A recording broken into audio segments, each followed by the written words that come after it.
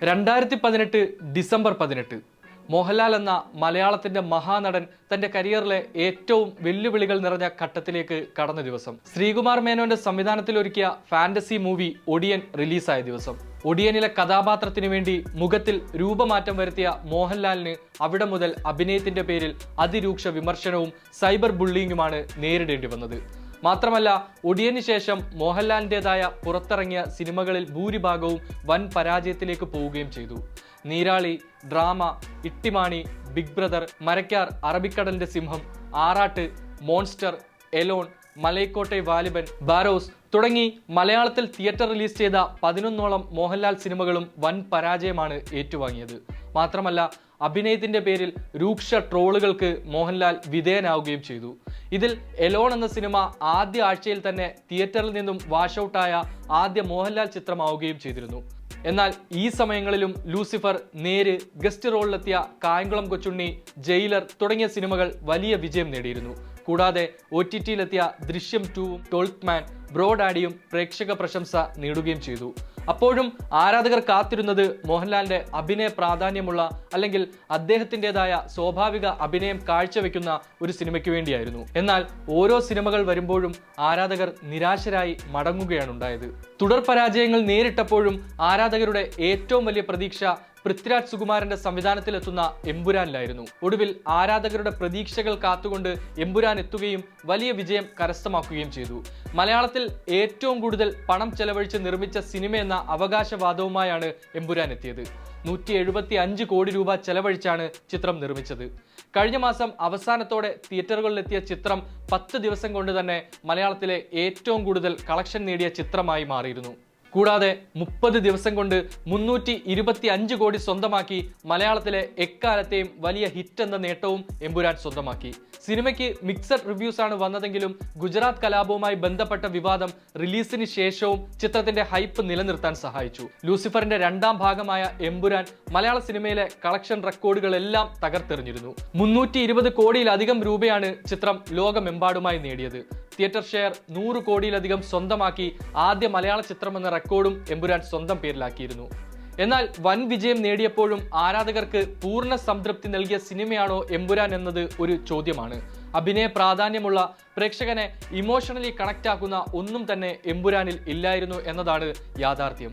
അവിടേക്കായിരുന്നു ഒരു സ്പ്ലൻഡർ മോടിച്ച് തരുൺ മൂർത്തിയുടെ ബെൻസ് എത്തുന്നത്. ദി പ്രിൻസിനും വർണ്ണപ്പകിട്ടിനുമൊക്കെ ശേഷം മോഹൻലാൽ യുഗം അവസാനിച്ചു എന്ന് പറഞ്ഞവർക്ക് മുന്നിൽ ചന്ദ്രലേഖയുമായി എത്തി വിമർശകരുടെ വായടപ്പിച്ച പോലൊരു തിരിച്ചുവരവ്. അതാണ് തരുൺ മൂർത്തിയുടെ തുടരും. കഴിഞ്ഞ കുറച്ചു നാളുകളായി ഒരു മോഹൻലാൽ സിനിമയ്ക്ക് ലഭിക്കുന്ന പോലൊരു ഹൈപ്പ് ഒന്നും ഇല്ലാതെ എത്തിയ ഒരു കൊച്ചു ചിത്രമായിരുന്നു തുടരും, ദൃശ്യമൊക്കെ പോലെ. എന്നാൽ ആദ്യ ഷോ കഴിഞ്ഞതു മുതൽ ചിത്രത്തിന് വന്നത് ഹൈലി പോസിറ്റീവ് റിവ്യൂ. ഒരു മോഹൻലാൽ ചിത്രത്തിന് ഹൈലി പോസിറ്റീവ് റിവ്യൂ എത്തിയാൽ പിന്നീട് സംഭവിക്കുന്നത് എന്താണെന്ന് ഊഹിക്കാവുന്നതേ ഉള്ളൂ. ആഗോള കളക്ഷനിൽ 100 കോടി പിന്നിട്ട് കുതിക്കുകയാണ് തുടരും. റിലീസ് ചെയ്ത് 5 ദിവസം കൊണ്ടാണ് ചിത്രം ഈ നേട്ടം കൈവരിച്ചത്. നിർമ്മാതാക്കൾ തന്നെയാണ് ഈ വിവരം അറിയിച്ചതും. ആശീർവാദ് സിനിമാസും 100 കോടി പോസ്റ്റർ പങ്കുവച്ചിട്ടുണ്ട്. മലയാള സിനിമയിൽ ഇതാദ്യമായാണ് ഒരു താരത്തിന്റെ ഒരു വർഷം ഇറങ്ങിയ 2 ചിത്രങ്ങൾ 100 കോടി ആഗോള കളക്ഷൻ നേടുന്നത്. മാത്രമല്ല, ഒരു മാസത്തിനുള്ളിൽ 100 കോടി ക്ലബിൽ ഇടം നേടുന്ന രണ്ടാമത്തെ മോഹൻലാൽ ചിത്രം കൂടിയാണിത്.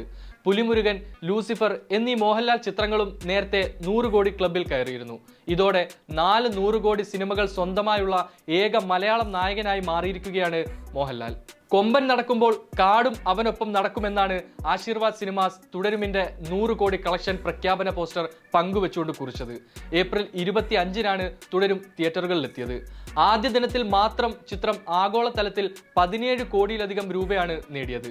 3 ദിവസം കൊണ്ട് ചിത്രം 69 കോടിയിലധികം രൂപ കളക്ട് ചെയ്യുകയുണ്ടായി. ഓപ്പറേഷൻ ജാവ, സൗദി വെള്ളയ്ക്ക തുടങ്ങിയ ചിത്രങ്ങൾക്ക് ശേഷം തരുൺ മൂർത്തി സംവിധാനം ചെയ്ത ചിത്രമാണ് തുടരും. നീണ്ട 16 വർഷങ്ങൾക്ക് ശേഷം ശോഭനയും മോഹൻലാലും ഒന്നിക്കുന്നു എന്ന പ്രത്യേകതയും ഈ സിനിമയ്ക്കുണ്ട്. 2009 പുറത്തിറങ്ങിയ അമൽ നീരജ് ചിത്രം സാഗർ ഇലിയാസ് ജാക്കിയിലാണ് അവസാനമായി ഇരുവരും ഒന്നിച്ച് അഭിനയിച്ചത്. മോഹൻലാലിന്റെ കരിയറിലെ 360ാമത് ചിത്രമാണ് തുടരും. അതേസമയം മലയാളത്തിലെ എക്കാലത്തെയും മികച്ച ടോപ്പ് 5 ഓപ്പണിംഗ് കളക്ഷൻ ലഭിച്ച ചിത്രങ്ങളിലും മോഹൻലാലിന് അപൂർവമായ റെക്കോർഡുണ്ട്. ഈ കാറ്റഗറിയിലെ ആദ്യ 5-ൽ 4 മോഹൻലാൽ ചിത്രങ്ങളാണ്. ആദ്യ ദിനം തന്നെ 68.20 കോടി രൂപ കളക്ഷൻ നേടിയ എമ്പുരാനാണ് ലിസ്റ്റിൽ ഒന്നാമത്. രണ്ടാം സ്ഥാനത്ത് മോഹൻലാലിന്റെ പ്രിയദർശൻ ചിത്രം മരക്കാറാണ്.